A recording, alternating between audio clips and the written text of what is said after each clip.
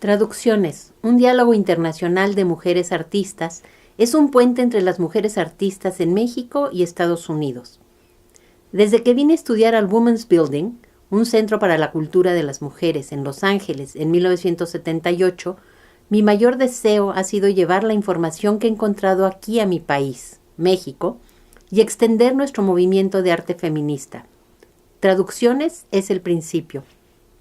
Durante los últimos 10 años, el arte feminista ha seguido un proceso de integración con la vida. Como artista feminista, considero mis objetos artísticos y la creación de un contexto en el que sean entendidos igual de importantes.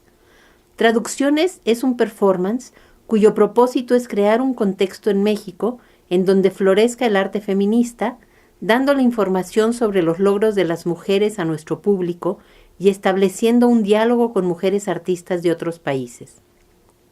En diciembre de 1979, fui a México con Joe Goodwin, Denise Yarfitz y Florence Rosen para principiar este diálogo. Las 4 nos conocimos en el Feminist Studio Workshop en el Women's Building, siendo estudiantes. De ahí pasamos a enseñar durante el Summer Art Program en forma colaborativa en la misma institución. Mientras hacíamos los preparativos en Estados Unidos, un grupo de mexicanas, formado por Lilia Mayer, Jan Castro, Ana Victoria Jiménez, Mónica Kubli, Esther Zavala, Marcela Olavarrieta, Ana Cristina Zubillaga, Yolanda Andrade y Magali Lara, organizaron los eventos en México. Esta conferencia documenta nuestra experiencia. Coyolxauhqui, la que se pinta o afeita al modo antiguo, es el símbolo de nuestro proyecto. A través de las diferentes culturas en México, es mujer, diosa, madre, hija, hermana o la luna. Su lucha fue tratar que los aztecas regresaran a su cultura matriarcal original, la cual no practicaba el sacrificio humano. Durante los 200 años de peregrinaje hacia el Valle de México, los aztecas se convirtieron, para sobrevivir, en un patriarcado guerrero y empezó el sacrificio humano en honor de los nuevos dioses. Las leyendas le dan varios nombres. Malinalxóchitl, mujer malvada que controla serpientes, escorpiones y arañas. Chimalma, mujer malvada, mujer guerrera que defiende a sus hermanitas de los invasores. Coatlicue, la hija que en ocasiones es su propia madre. Quilastli, mujer serpiente, mujer águila, mujer guerrera, mujer infernal. Fuimos a México para aprender sobre sus mujeres míticas, históricas y las de hoy en día. Fuimos a aprender sobre mujeres en culturas antiguas que han sido conquistadas una y otra vez. Aprender la actitud que tienen sobre la vida, la muerte y la religión. Fuimos a compartir su vida diaria y a entender la imagen que tienen de sí mismas. María Sabina, la sabia de la Sierra de Oaxaca, tiene este canto sobre la imagen que tiene de sí misma. Con la Virgen Magdalena, con la Virgen Guadalupe, con el Señor Santiago. Porque soy el agua que mira, dice. Porque soy la mujer sabia en medicina, dice. Porque soy la mujer hierbera, dice. Porque soy la mujer de la brisa, dice. Porque soy la mujer del rocío, dice. Fuimos para aprender sobre su cultura y sus luchas. En 1978, esta importante imagen de Coyolxauhqui, derrotada y mutilada, fue descubierta. Ahora está resurgiendo. Se está desarrollando el movimiento feminista en México. Después de la primera ola de feminismo en los 30, los 70 vieron el resurgimiento del movimiento. Actualmente hay 2 grupos principales. La Coalición de Mujeres Feministas se formó en 1976 para tratar problemas de aborto, violación y mujeres golpeadas. Está formada por varios grupos feministas. El Frente Nacional por la Liberación y Derechos de la Mujer fue fundado en 1979 y es una organización nacional formada por feministas, mujeres en partidos de oposición y mujeres en sindicatos. Como la mayoría de los grupos feministas en México, estas organizaciones se consideran socialistas y ven la lucha de la mujer como parte de la lucha de clases.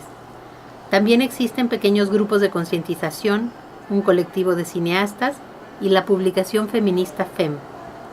En los últimos 2 años han surgido varios grupos lesbianos, entre ellos Ácratas y Oikiabed. El feminismo mexicano está creciendo rápidamente.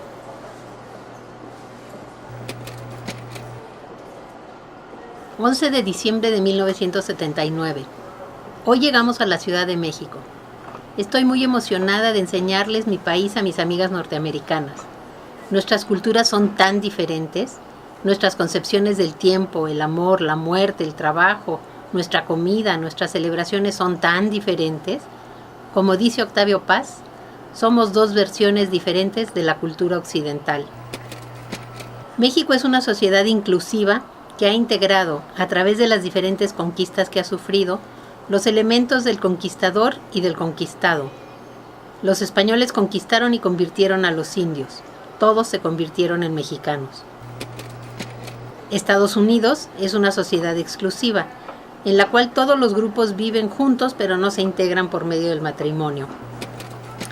Quiero que mis amigas noten estas capas, lo indígena, lo español y la influencia del imperialismo de su país, coincidiendo en las imágenes, valores y estilos de la vida cotidiana en México.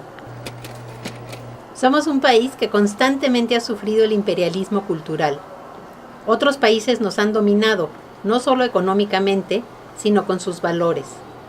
Las antiguas imágenes religiosas prehispánicas fueron transformadas en imágenes cristianas. La antigua diosa Tonatzin se convirtió en la Virgen de Guadalupe y el dios Huitzilopochtli hoy se conoce como Cristo. Espero que mis amigas también estén conscientes de todas las imágenes que salen de su país y se usan para vender sus productos. Imágenes que no tienen nada que ver con nuestra realidad cultural. Esto es imperialismo cultural. No crecí en un ambiente religioso, pero estoy consciente del poder que ejerce la Iglesia en la economía y la situación política. En particular, estoy consciente de la influencia de la Iglesia en relación a los asuntos de la mujer y cómo ha servido para restringir los derechos de la mujer para escoger en cualquier área, desde aborto, divorcio o anticoncepción. El 12 de diciembre, nuestro tercer día en México, participamos en una de las más grandes celebraciones nacionales, el Día de la Virgen de Guadalupe. Los festejos tuvieron lugar en un área llamada La Villa. En esta plaza están los restos de una antigua iglesia española de la Conquista. La nueva catedral guarda la capilla de la Virgen de Guadalupe, en la misma plaza. Las dos fueron construidas encima del templo azteca, que a su vez fue construido sobre templos más antiguos. Había 3 millones de fieles en la celebración. Algunos de ellos habían caminado por días desde los pueblos en las montañas para honrar a la Virgen. Había muchos círculos de bailes tradicionales indígenas de diferentes regiones de México. Lo que más me impactó fueron las inmensas mantas en la entrada de la villa que hablaban en contra del aborto. Algunas decían, maternidad, misión sublime. Otras decían, el aborto es un crimen y el aborto es asesinato. Mónica nos dijo que el aborto es uno de los problemas principales del feminismo mexicano. Sea o no legal, hay aproximadamente 1 millón de abortos anuales. Cerca de 100,000 mujeres mueren anualmente. El aborto es buscado en su mayoría por mujeres católicas casadas con 4 o 5 hijos. Lo que más me impactó es que después de organizar durante varios meses, las feministas hicieron una manifestación pro aborto con 200 mujeres. Al día siguiente, la Iglesia Católica tuvo una contramanifestación con 15,000 mujeres en las calles.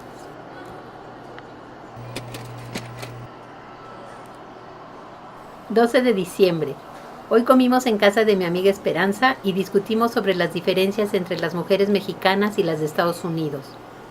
Una de nuestras diferencias principales es la influencia opresiva que la Iglesia ejerce sobre las mexicanas. El papel que nos impone está bien definido. Los arquetipos de la Virgen y la prostituta están muy enraizados en la cultura.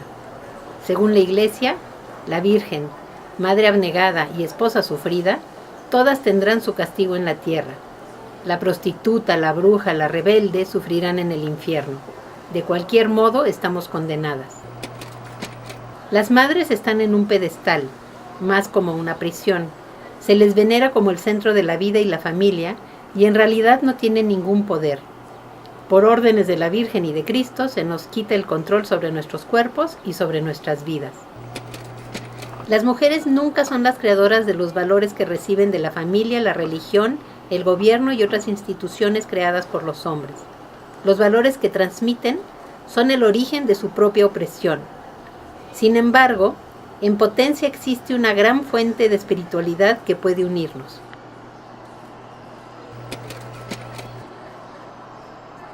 La familia está directamente relacionada con la Iglesia y es de importancia central en México. El papel de la mujer en la familia es de madre y esposa. Esta situación social no nos es desconocida en Estados Unidos, pero un factor distinto para mí es la persistencia de las imágenes comerciales que le recuerdan constantemente a las mujeres de sus opciones. Las tiendas de novias abundan, con todos los accesorios para lo que probablemente sea el día más emocionante en la vida de una mujer, su boda. Me di cuenta que por la constante repetición de estas imágenes, después de un rato los encajes, las flores, los rosarios eran muy seductores. Una de nuestras amigas nos contó que cuando tenía alrededor de 10 u 11 años, su mamá dejó la casa para ir a trabajar un par de años con el propósito de conseguir dinero para sus 15 años. A la edad de 15 años, las muchachas tienen una fiesta celebrando su cumpleaños. Las quinceañeras usan trajes de novia en miniatura o en algunos casos pequeños hábitos de monja. En este caso, me impactó el enorme esfuerzo que su mamá hizo para conseguir el dinero y la fuerte presión que tiene la hija si decide no casarse. La mayoría de las mujeres mexicanas viven en casa de su familia hasta su boda. Pienso en que mucha de mi independencia está basada en el hecho de que puedo vivir fuera de casa de mi familia. El 13 de diciembre dimos nuestra primera presentación en el Museo Carrillo Gil. Por lo general toma 15 minutos llegar de mi casa al museo, pero hoy tardamos hora y media. Había una manifestación en el centro y el tráfico estaba desquiciado. México está hirviendo políticamente. El petróleo que se ha encontrado no ha aliviado la pobreza y la gente está descontenta con el gobierno. Hay bardas pintadas con propaganda por toda la ciudad, en todo el país. Incluso en los poblados más pequeños hay mensajes públicos en contra del gobierno y en contra del imperialismo americano. Me da miedo pensar que el gobierno y otros grupos puedan ponerse más represivos. Si como feministas, que no somos consideradas peligrosas políticamente, nos han vigilado, seguido e incluso amenazado, los otros grupos políticos van a tener que andarse con cuidado. Tenemos que formar coaliciones poderosas entre todos los grupos de oposición para defendernos. La furia en contra del gobierno americano y las corporaciones de Estados Unidos también está creciendo. Alguien me dijo que el presupuesto que el gobierno americano tiene para una de sus más recientes armas es el doble del presupuesto nacional de México en un año. Cierto o no, las superpotencias, en su estúpida carrera armamentista, están contribuyendo al hambre mundial. La única ventaja que veo en esta situación es que en México sabemos quién es el enemigo y en contra de qué luchamos. Viviendo en Estados Unidos, veo que la gente no siempre está segura de en contra de qué están luchando.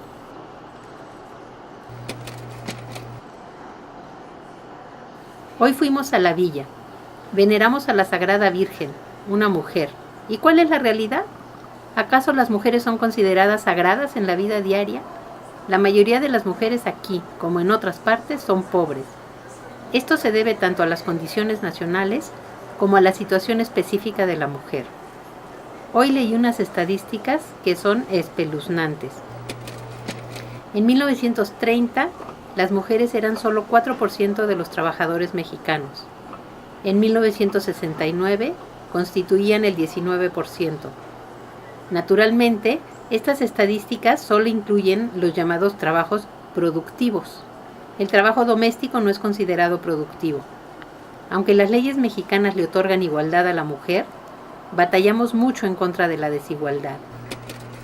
Nuestras tradiciones mantienen a la mujer en casa y los valores importados insisten en ver a la mujer como objetos sexuales. Como en otros países, las mujeres trabajan en su mayoría en los servicios. Son maestras, enfermeras, secretarias y meseras. En la industria están concentradas en las áreas de comida, textiles y servicios domésticos. Las mujeres están separadas del resto de los trabajadores y por lo tanto es más fácil explotarlas. Me da tanto coraje. Leyes que nadie cree y menos aún sigue.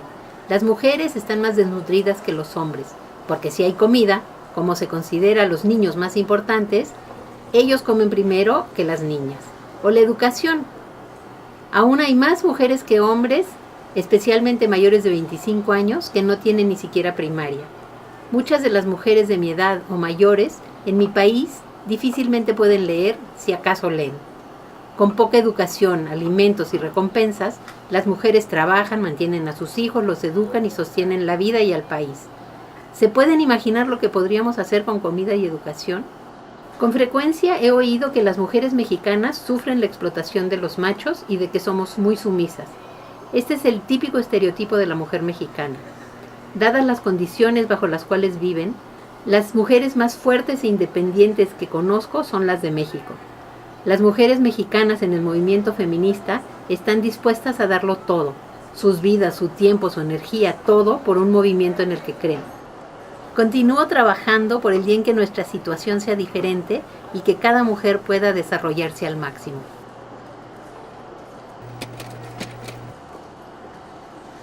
Hoy en la noche por fin conocimos al grupo de mujeres mexicanas que se reunió para trabajar conjuntamente en este proyecto.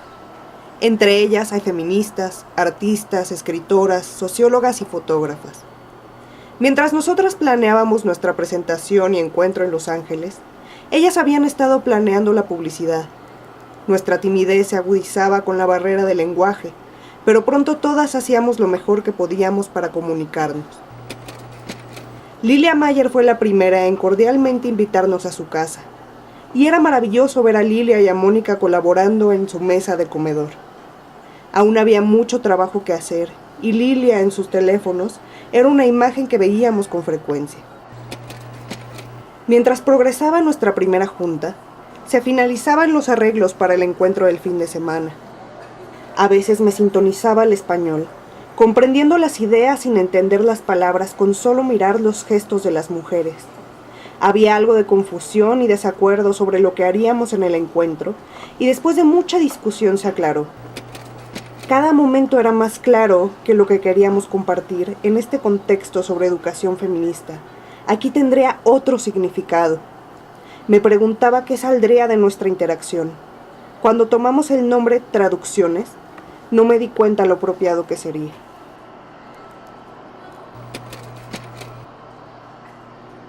«13 de diciembre. Cerca de 30 o 40 personas vinieron a nuestras pláticas en el museo. Dimos 2 conferencias, una cada noche. La primera fue sobre la aportación de las mujeres artistas a nuestra historia, con un énfasis en Europa y Estados Unidos. La segunda noche presentamos el arte feminista en el sur de California. Las preguntas del público fueron variadas. Algunos hombres y mujeres aseveraron la importancia de los logros de las mujeres. Otros, la importancia del arte en los movimientos políticos. Una mujer que nunca había estado en una reunión de mujeres nos cuestionaba sobre la importancia de este tipo de reuniones. Otros preguntaban cuál era la plataforma política del Women's Building. Esa pregunta aparecería varias veces y nos tendría perplejas por días, en parte porque el lenguaje político es diferente y nuestras formas de lucha también lo son. 2 días antes de nuestras pláticas aún no teníamos un proyector. Esto fue algo que no nos esperábamos. La presentación era en un museo y no podíamos conseguir un proyector entre amigas, artistas o museo. Esto me recordó las diferencias tecnológicas y accesibilidad a ciertas cosas que tenemos aquí y que tan caras e inaccesibles están allá. 15 de diciembre, Cuernavaca. Por fin el día del encuentro. Tuvo lugar en casa de Nancy Cárdenas, que es una directora de teatro feminista. Unas noches antes acabábamos de ver una obra de ella, una adaptación de la obra de Colette, Claudine en la escuela. Tiene un fuerte contenido lesbiano y esto me sorprendió y me dio mucho gusto estar sentada en un teatro en la Ciudad de México viendo una obra dirigida por una feminista. 70 mujeres de diferentes partes de la República vinieron a nuestro encuentro. Había artistas, militantes políticas, feministas, terapistas y algunas mujeres que jamás habían tenido contacto con el feminismo. Montamos una pequeña exposición con el trabajo de mexicanas y norteamericanas. Una cosa que me llamó la atención al montar el trabajo es la cantidad de palabras que usamos. Aunque mucho trabajo estaba traducido, otros no lo estaban y era muy raro colgar escritos en inglés. Debemos pensar sobre el lenguaje si queremos continuar compartiendo información con otras culturas. El comité organizador en la Ciudad de México puso muchísima energía, tiempo y trabajo haciendo todos los arreglos para el encuentro. Hicieron la publicidad, arreglaron el espacio, reunieron fondos, prepararon la invitación y se encargaron del registro. Trabajaron muy eficientemente nuestras compañeras. Hubo algo de confusión sobre qué sucedería en el encuentro. Nosotras veníamos creyendo que un grupo de feministas artistas en la Ciudad de México querían una presentación de arte feminista. Planeábamos compartir la información y habilidades que habíamos aprendido en el Women's Building y el proceso de educación feminista, por medio de ejercicios y compartiendo trabajo con las mujeres mexicanas, y por medio de estas actividades exploraríamos el arte y la política. Al llegar, encontramos cierto disgusto de parte de las feministas más activas que habían venido pensando que este encuentro era una conferencia sobre asuntos de la mujer. Esperaban que diferentes comités de mujeres y organizaciones leerían sus ponencias y habría un intercambio de filosofía. Se dieron cuenta que nuestro enfoque principal era el arte, que nuestras técnicas trataban sobre experiencias personales y sintieron que nuestra publicidad había estado mal hecha, dando una idea diferente, y se sintieron desilusionados. Otra diferencia en nuestras perspectivas surgió cuando compartimos el trabajo reciente de la exposición Bedtime Stories, Women Speak Out Against Incest. Yo hablé en contra del incesto, desde el punto de vista de las mujeres que han sobrevivido a ataques por parte de sus padres. Un par de mujeres nos dijeron que ellas estaban trabajando en un concepto radicalmente diferente al nuestro, sobre incesto, un concepto de una relación amorosa entre dos hermanas y una entre una madre y una hija. Nos criticaron fuertemente que habláramos en términos tan generales del incesto. De ahí en adelante tuve más cuidado en aclarar mis opiniones políticas. El estar aquí se siente muy conocido y a la vez diferente. Puesto que una conferencia sobre cualquier tema feminista es rara aquí, parece que hay mujeres muy diferentes, no necesariamente interesadas en el arte. Algunas no han estado en un evento de mujeres antes. Hay mucha energía. Las mujeres son muy intensas y tienen mucho que decir y mucho que compartir. Vi a mujeres que nuevamente entablaban viejas amistades y otras que las principiaban. Era obvio que entramos a una situación con una larga historia de diferencias personales y políticas. Sentía mucha presión y sabía que Mónica, Joe y Florence también se sentían presionadas. No nos estábamos conectando y eso lo hacía más difícil. Después de la comida nos reunimos en un pequeño grupo, finalmente sacando nuestros sentimientos. Después de terminar nuestro proceso, regresamos al grupo grande, secándonos las lágrimas para facilitar la sesión de la tarde y los ejercicios que teníamos planeados. Los performances en la tarde fueron fantásticos. Sentí que eran regalos en recompensa por la energía que habíamos puesto en el trabajo. El domingo estuvo lleno de temas y discusiones. ¿Qué es el arte feminista? ¿Cuál es su plataforma política? Cada una hablamos por nosotras mismas. Las preguntas realmente me hicieron pensar, considerar mis palabras cuidadosamente. En la crítica al final, preguntamos qué había y qué no había funcionado del encuentro. Un problema fueron las diferentes expectativas que cada mujer trajo. Se me ocurrió que nuestro trabajo no fue una verdadera colaboración con las mexicanas organizadoras, pues la mayor parte del tiempo de planeación estuvimos a 2000 millas las unas de las otras. Al final del encuentro, había sentido todo, desde dolor intenso hasta exaltación.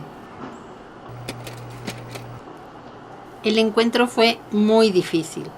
Tuvimos que traducir no solo el lenguaje normal, sino las diferencias más profundas de nuestros lenguajes políticos.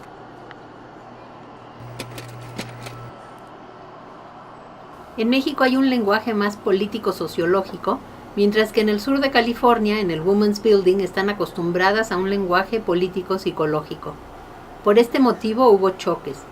Una mujer, entre otras, se negó a participar en una de las sesiones porque sentía que actuábamos como ingenieros. Sentía que estábamos tratando de provocarlas mecánicamente, push their buttons, como se dice en inglés, y que esperábamos que al final de la tarde cambiaran. Otro problema relevante al feminismo y a los grupos es la diferencia de experiencia entre las participantes. Había mujeres que no se consideraban feministas, que por primera vez asistían a un evento feminista, y mujeres que habían estado luchando desde los 40 en el Partido Comunista y han desarrollado una carrera y trayectoria política muy radical dentro del feminismo. Otro problema que tenemos que considerar. A pesar de los problemas, las mujeres que participaron en los performances lograron combinar los dos lenguajes políticos y hacer un trabajo artístico de ellos. De los ejercicios que hicimos en la tarde, las mujeres hicieron performances sobre sus enemigos internos, los que les impiden actuar en el mundo. Otras hablaron sobre el sistema como su enemigo. Fueron muy buenos performances. Solo hubiera querido que tuviéramos más tiempo para trabajarlos. Creo que los performances y la exposición de las mujeres de ambos países fueron muy fuertes, puesto que llegaron más allá de las diferencias políticas y las dificultades personales. También fue una magnífica oportunidad para mí para compartir esta experiencia con las mujeres de mis dos mundos y empezar un diálogo entre ellas. El lunes por la noche, terminando el encuentro, estábamos de regreso en casa de Lilia y Mónica esperando la llegada de nuestras colaboradoras mexicanas para una sesión de crítica. De repente oímos las cuerdas de una guitarra y dulces voces de mujer salieron de la oscuridad afuera. Después de nuestra sorpresa inicial, bajamos rápidamente y encontramos a Jan, Patria, Mónica, Esther y Julia unidas en una alegre serenata. Subieron cantando y continuaron por horas, canción tras canción, levantando nuestros espíritus y levantándonos a bailar por todo el cuarto. 19 de diciembre. 2 días después estábamos camino a Oaxaca, a 8 horas hacia el sur de la Ciudad de México. Tan pronto cruzamos la frontera estatal, nos paró la policía. No había caseta, sino un carro que nos bandereó. ¿A dónde van? ¿Qué hacen? Etcétera. Solo podía entender un poco, pero no se sentía peligroso. Tan pronto como se fue, brincamos hacia Mónica para que nos hiciera una traducción. Solo estaba viendo a las gringas. La cuestionamos más y por fin nos dijo que Oaxaca es un estado muy activo políticamente, que hay bastante actividad guerrillera.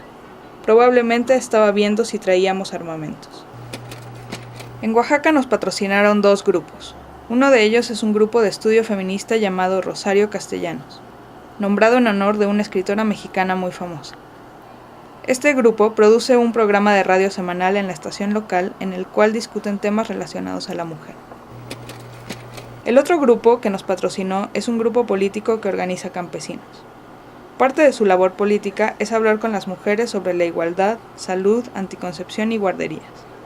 La situación en Oaxaca de los campesinos organizados es muy diferente a lo que conozco en Estados Unidos, y están muy bien organizados y son muy activos.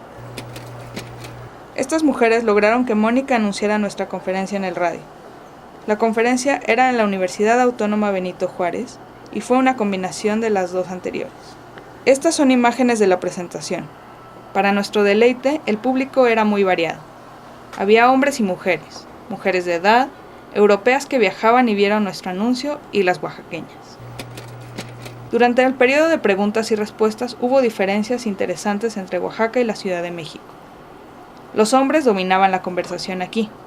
2 o 3 veces, diplomáticamente, les agradecí su participación y pedí a las mujeres que intervinieran. Tardó un rato, pero al final participaron. En todas nuestras presentaciones enseñamos el trabajo de Yolanda López, una artista chicana que se graduó el año pasado de la Universidad de California, San Diego. Su trabajo es sobre la Virgen de Guadalupe. Toma la imagen de la Virgen y la sustituye por su imagen, la de su abuela, una indígena o madre campesina.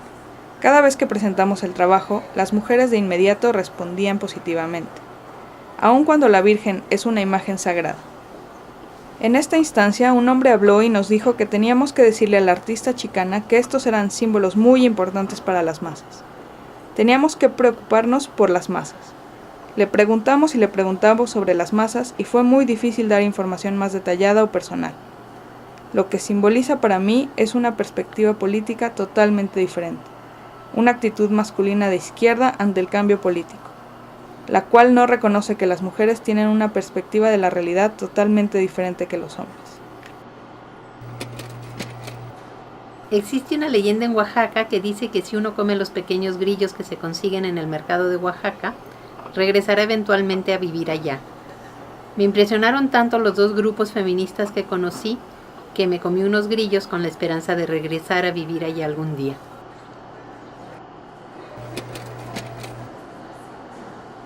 Para entender el arte de las mujeres en México, hay que entender las condiciones sociales del país. Desde el movimiento muralista hace 60 años, los artistas han estado activos políticamente. Esta participación política es diferente que en los Estados Unidos, así es que es importante estar conscientes de esto al ver el trabajo. Las mujeres cuyo trabajo presentamos son artistas que también son feministas. Actualmente hay cientos de mujeres artistas haciendo todo tipo de trabajo artístico. Las mujeres que escogimos son las que conocemos personalmente y a Frida Kahlo por ser tan importante para las artistas mexicanas. Visitamos la casa de Frida Kahlo en la Ciudad de México y fue un regalo maravilloso. Sentí su presencia en el jardín, viendo el juego de luces y sombras en las plantas, como en sus autorretratos. Es una de las más famosas artistas mexicanas por su trabajo, su extraordinaria personalidad y la tragedia en su vida. Aguantó mucho dolor físico como resultado de un accidente que le causó una lesión en la espina. Quería tener un hijo, pero no pudo. En su cama está el yeso que usaba, decorado con alegres flores. En el espejo arriba de su cama se reflejan una infinidad de objetos personales que atesoraba y resulta simbólico de la forma en que expandió su vida a través de su pintura, ya que usaba ese espejo para hacer sus autorretratos. Se casó con el muralista Diego Rivera, años mayor que ella al ser él ya famoso.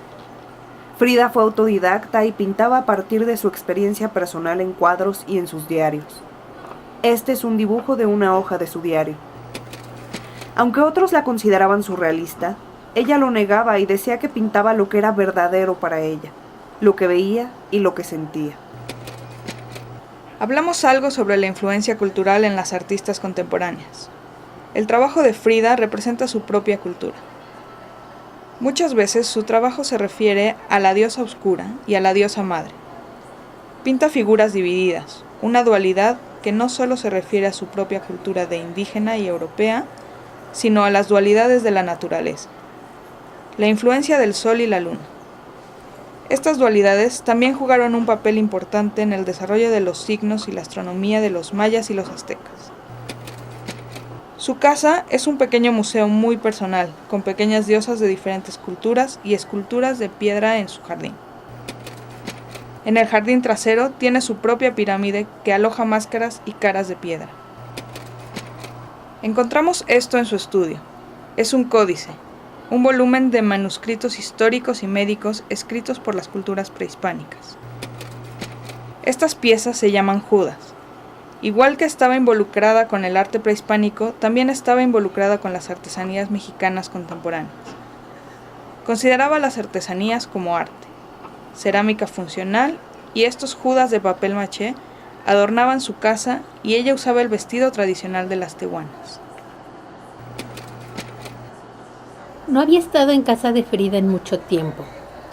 La relevancia de la política en su vida es obvia. En su pintura, El nacimiento de Moisés, reinterpreta la historia en la tradición de los muralistas. Representa a los grandes líderes políticos y espirituales y algunos de los símbolos básicos de nuestra cultura. En su estudio estaban estos hermosos archivos hechos a mano. Uno de ellos es sobre el vandalismo de los Rockefeller en los murales de Diego. Otros guardan información política relevante a su vida. Sus libros son arte, política e historia de México. El traje de tehuana que usaba era parte de su política. Validaba las implicaciones políticas de las culturas indígenas, al igual que el movimiento muralista. En su cuarto están los retratos de Mao, Lenin, Marx y Engels. Eran sus ángeles guardianes. Me intriga que cuando las feministas norteamericanas hablan de su trabajo, rara vez mencionan su conexión con la política. Quizás sus pinturas más abiertamente políticas no se ven en Estados Unidos. Quizá no la entienden. Mientras estábamos en el museo, llegó un grupo de niños con su maestra y les contó la historia de las dos Fridas. Es una memoria de su infancia. Cuando estaba sola, empañaba el vidrio en su recámara y dibujaba una puerta mágica por la cual salía y jugaba muchas horas con Frida. Los niños entendían exactamente de lo que hablaba. Me da gusto que le estén dando el lugar que merece como una figura nacional. Definitivamente ha sido un excelente modelo para mujeres artistas y políticas de México. Esta es Magali Lara, que es una artista de la Ciudad de México. Trabajó en el comité organizador de nuestro evento. Actualmente su trabajo consiste en ilustrar un libro sobre la vida de Frida Kahlo, un trabajo en colaboración con otras artistas. También están planeando una película. Este trabajo representa el reconocimiento que está recibiendo Frida como modelo y heroína de muchas mujeres artistas mexicanas. Magali usa el trabajo de Frida en sus pinturas y collages con su propio trabajo. Usa palabras, juegos de palabras y a veces el trabajo de otras personas en su arte de Xerox. Algunos de sus trabajos son tarjetas postales. Esta es una. La infancia es importante en su trabajo. Una artista amiga de ella me dijo que su trabajo es como un laberinto. Tiene uno que entrar y jugar su juego. Aunque no se considera feminista, tiene mucho interés en el arte y problemas de las mujeres y trabaja mucho organizando exposiciones de mujeres artistas. El trabajo en grupo de Magali es nuevo para mí. Participó en un grupo llamado Marzo. Entre otras cosas, hacían eventos en la calle en los cuales le pedían a la gente que escribiera poemas en la acera con palabras recortadas. Durante uno de estos eventos llegó la policía y se los llevó con todo y equipo. Los soltaron después de un rato, aunque no les devolvieron el equipo. He pensado más el por qué se los llevaron y creo que es por el miedo que existe a los artistas, quienes tienen una larga tradición de actividad política. Magali también está ayudando a organizar una exposición de artistas mexicanas en Berlín y está involucrada en las actividades políticas comunes de los artistas en México, por ejemplo, donando o prestando arte en apoyo de la revolución en Nicaragua, El Salvador, o defendiendo a presos políticos, etc. Esta es parte de las actividades del Diario de los Artistas Mexicanos. Este es el trabajo de Herminia Dosal. La conocí por primera vez cuando expuso en el Rental Gallery del Women's Building, hace un año. La vi nuevamente cuando vino a casa de Mónica y Lilia y compartió sus transparencias con nosotras y habló de las intenciones en su trabajo. Trabaja en serie, con modelo. Primero vamos a ver una serie de sus fotografías. Le gusta entablar una relación cálida con las mujeres que fotografía. Platican y algunas veces les enseña su trabajo anterior para que juntas hagan un ambiente para la fotografía. Se convierte en una verdadera colaboración entre el sujeto y la fotógrafa. Aunque no es aparente en estas series, también trabaja el desnudo. Cambia la perspectiva común del desnudo de un objeto a una emoción o un sentimiento y presenta a una mujer fuerte e íntegra. Dice que por lo general su serie lleva el nombre de la modelo. Además de su fotografía, Herminia y su amiga Elsa Blum han hecho extensas investigaciones sobre los matriarcados en México. Estas dos últimas fotos representan también su trabajo, aunque no son parte de la serie. Esta es su última foto que presentaremos. Fue usada para el póster del Movimiento Nacional de Mujeres en el DF. Esta es Rosalba Huerta. Trabaja con técnicas más tradicionales como el grabado y el dibujo. Sus imágenes son abstractas. Por varios años ha combinado los cuadrados con palabras en sus obras. Cuando platicamos sobre su trabajo, me dijo que se trata de sus relaciones personales. Los cuadrados son seres animados en su propio mundo. Son abstractos, pero para ella son muy personales. Usa sus propias palabras o la poesía de otros escritores y tienen igual valor en la obra. Cada símbolo explica o ilustra al otro. Participó con un grupo de grabadores en los Juegos Panamericanos. Hizo algunos grabados estando allá y está haciendo trabajo para contribuir a una semana de arte por la liberación de Puerto Rico. Esta es Ana Victoria Jiménez, quien también participó en nuestro proyecto. Nuevamente vi su trabajo en este viaje a México. Nos enseñó su libro que ya está a punto de imprimir. Habló de la historia que escribió y las fotografías que la ilustran. Es la historia de una vieja mujer que está cerca de los desfiladeros como un árbol. La vieja habla de su juventud, la ilusión de casarse, sus sueños. Una vez casada, su esposo la golpea hasta que ella se vuelve loca. Todo el pueblo huye de ella, aunque saben que su condición se debe a la mala vida que él le dio. Sus hijos, arrancados de ella, como ramas de árbol, le son quitados. El libro habla de la vida de una mujer en un pueblo mexicano, las creencias sexistas, las supersticiones, la influencia de la religión. Ana Victoria ahora está trabajando en ilustrar algunos escritos de Virginia Woolf con imágenes de mujeres trabajadoras mexicanas. Este es el trabajo de Jan Castro, otra organizadora de nuestro evento. Esta primera obra es la más explícitamente política que vi en México. Es un cartel celebrando a la lesbiana revolucionaria. Jan considera su trabajo político y artístico como una entidad, así es que cuando usa su energía para organizar una conferencia, logra considerarlo como su trabajo creativo. Esta es otra de sus obras. Este es el trabajo de otra artista feminista en México, Yolanda Andrade. Tenemos aquí 2 series que son como naturalezas muertas, que reflejan imágenes de casa y familia. Esto es particularmente interesante en relación de una feminista con su familia.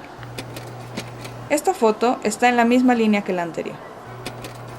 He aquí otra fotografía que resalta la vida familiar y religiosa. La imagen central es un santo con imágenes de una familia colgados como milagros, que son ofrendas que se hacen a los santos. Esta serie es sobre las relaciones entre mujeres y la considero muy hermosa y positiva. Son importantes para contrarrestar los estereotipos sociales sobre la mujer que son tan prevalentes en Estados Unidos y aún más en México. Actualmente está trabajando en una revista como fotógrafa. A la derecha vemos a María Elena García, artista que trabaja en Oaxaca. Su trabajo tiene mucho simbolismo personal y arquetípico. Hace ilustraciones de su cosmos personal. Su trabajo habla sobre sus experiencias personales como mujer, como madre y en relación con los hombres, con sus hijas y con el mundo natural. Su trabajo es sobre su fantasía, habitada por seres mágicos, animales, pájaros y víboras. Su trabajo habla de su herencia cultural de las Américas y su simbolismo, y a veces con una orientación hacia el surrealismo mexicano. También encuentro una visión femenina interna de la participación humana en el cosmos. Me quedé en casa de María Elena mientras estuvimos en Oaxaca. Su casa, en una colonia proletaria, tiene un estudio en donde ella y su esposo enseñan platería, carpintería y pintura a los vecinos. También tienen una galería, un cineclub, cafetería, tienda de arte y artesanías y 2 habitaciones para artistas visitantes. Esta es su actividad política, hacer que la cultura sea accesible a sus vecinos y promover la vida cultural de Oaxaca. Ellos administran su centro cultural solos, sin ayuda ni subsidios. Me dijo que a veces es una carga económica y un sacrificio de su tiempo, pero les encanta y están muy metidos en su trabajo. Su familia, su arte y su trabajo están muy integrados. Sus hijas están creciendo en un ambiente muy rico. Cuando estuve en México, por primera vez le tomé transparencias al trabajo de Lilia, mi mamá. Ella falleció hace unos meses. Fue un excelente modelo y un gran ejemplo para mí como mujer, artista y madre. Ella se dedicó al arte por más de 25 años y su trayectoria fue increíble. Por ejemplo, a través de imágenes como Estela, la hija de su nana de toda la vida. Ella hizo arte sobre y para la gente cercana a ella, y principalmente la compartió con su familia. Este es su autorretrato. Ella es el árbol y cada rama representa a uno de sus hijos. Mi papá es el sol y la ramita doblada es su creatividad, la cual tuvo que medio abandonar mientras crecía su familia. El camino de su vida está rodeado de rojo, el dolor, y el final se ve que puede ser tranquilo o muy doloroso. Durante el viaje me regaló su cuadro Las 3 Tehuanas. Son mujeres fuertes y enraizadas, sin rostro. Sus cabezas están rodeadas de encaje que casi es piedra. Me dijo que se trata de ella, una mujer a la que le ha sido negada su identidad por muchos años y lucha por recuperar sus fuerzas. También me dio gusto ver su trabajo más activista. Hizo esta corona para la manifestación del Día de la Madre en 1979. La manifestación era en luto por todas las mujeres que mueren de abortos mal practicados. La corona era muy grande e impresionante. En vez de flores, tiene todos los diferentes objetos que las mujeres usan para inducirse abortos: hierbas, agujas de tejer, alcacelser, plumas de guajolote. En el centro tiene un rosario en forma de vagina y varios espejos para que las mujeres que se vean en ellos se den cuenta que el aborto es un problema común. Las flores rojas simbolizan el dolor por las 100,000 mujeres que mueren anualmente en abortos clandestinos. Durante la manifestación, todas las feministas, vestidas de negro, formaron una procesión hacia el Monumento de la Madre. Les enseñé a Joe, Denise y Florence algo del trabajo que hice en México, en San Carlos, antes de venir a estudiar al Women's Building. En 1975 presenté estos fotocollages sobre mi amiga Esperanza. En esta exposición colgaron todos mis cuadros de cabeza o el público los rompió. Lo mismo le pasó a Magali cuando presentó arte feminista en San Carlos. Cuando nos dimos cuenta de esta hostilidad, decidimos presentar nuestro trabajo en otros lugares, ya que era obvio que era poderoso y efectivo. En 1977, Rosalba Huerta, Lucy Santiago y yo tuvimos la primera exposición de arte feminista en la Ciudad de México. Se llamó Collage Íntimo y presentamos trabajo que hablaba de nosotras como mujeres, nuestra identidad y nuestros miedos. Recibíamos al público con este cuadro mío llamado "A veces me dan miedo mis pensamientos, mis fantasías", que son las palabras escritas en el cuadro. La gente entraba, abría la cortina y veía esta imagen. La exposición fue un éxito y por medio de artículos que escribieron sobre nosotras, empezamos a ponernos en contacto con otras mujeres artistas. En esta ocasión, nuestro trabajo, en la Casa del Lago del Bosque de Chapultepec, no fue agredido. La segunda exposición de arte feminista en 1979 se llamó Lo Normal. En ella, 7 de nosotras dimos nuestra opinión acerca de lo que la sociedad considera normal.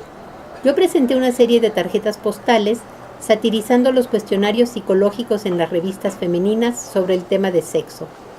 Cada tarjeta tenía 10 expresiones diferentes, desde alegría hasta horror. Las tarjetas decían, quiero hacer el amor, y después mencionaban 10 diferentes posibilidades que, por lo general, se consideran tabú en nuestra sociedad.